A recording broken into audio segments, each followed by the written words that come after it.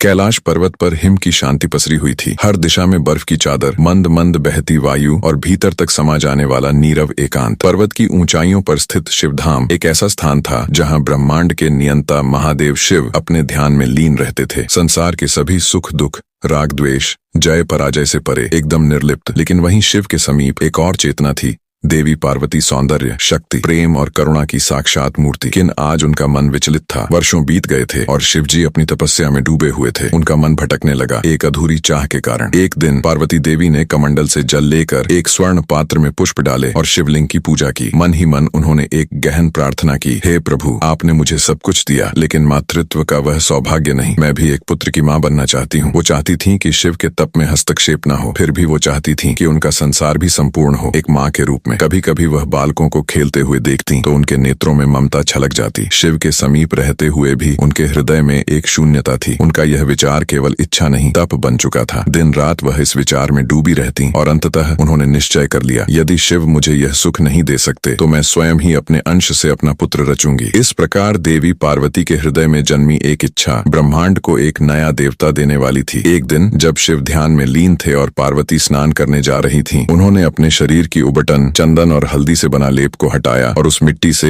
एक बालक की प्रतिमा बनाई। उस प्रतिमा को उन्होंने गंगा जल से स्नान कराया, मंत्रों से प्राण फूंके और वह प्रतिमा सजीव हो उठी। एक दिव्य बालक उनके सामने खड़ा था, नयन तेजस्वी, शरीर तेज से दीप्त। देवी पार्वती ने कहा, तुम मेरे पुत्र हो। मैं तुम्हें आदेश देती हूँ कि जब तक मैं स्नान कर रही हूँ कोई अंदर न आए, चाहे वह कोई भी हो। बालक ने सिर झुकाकर आदेश स्वीकार किया। बालक ने अपने दोनों हाथों में एक डंडा लिया और द्वार पर खड़ा हो गया। जैसे एक प्रहरी अपने स्वामी के आदेश की रक्षा करता है, वैसा ही वह बालक बन गया, निडर और अचल। कैलाश की उस पवित्र गुफा में एक माँ ने अपने अंश से पुत्र को जन्म दिया था, बिना किसी गर्भ के, केवल प्रेम, शक्ति और संकल्प से। समय शिवजी की समाधि टूटी, वे पार्वती से मिलने गुफा के द्वार पर पहुंचे, लेकिन द्वार पर एक बालक खड़ा था जो उन्हें अंदर नहीं जाने दे रहा था। शिव ने कहा, मैं पार्वती का पति हूँ, मुझे कौन रोक सकता है? बालक ने दृढ़ता से उत्तर दिया, माँ का आदेश है, जब तक वह स्नान कर रही है कोई अंदर नहीं जा सकता। शिव को क्रोध आया, उनका त्रिशूल कंपित हो उठा। गण बालक ने भी युद्ध की मुद्रा अपनाई। तब शिव के गणों ने आकर उस बालक पर हमला किया, लेकिन कोई उसका सामना न कर सका। बालक के हर वार में शक्ति थी, उसकी आंखों में ममता और वीरता दोनों झलकती थी। अंत में शिवजी स्वयं युद्ध में उतरे। एक महायुद्ध हुआ। वज्र,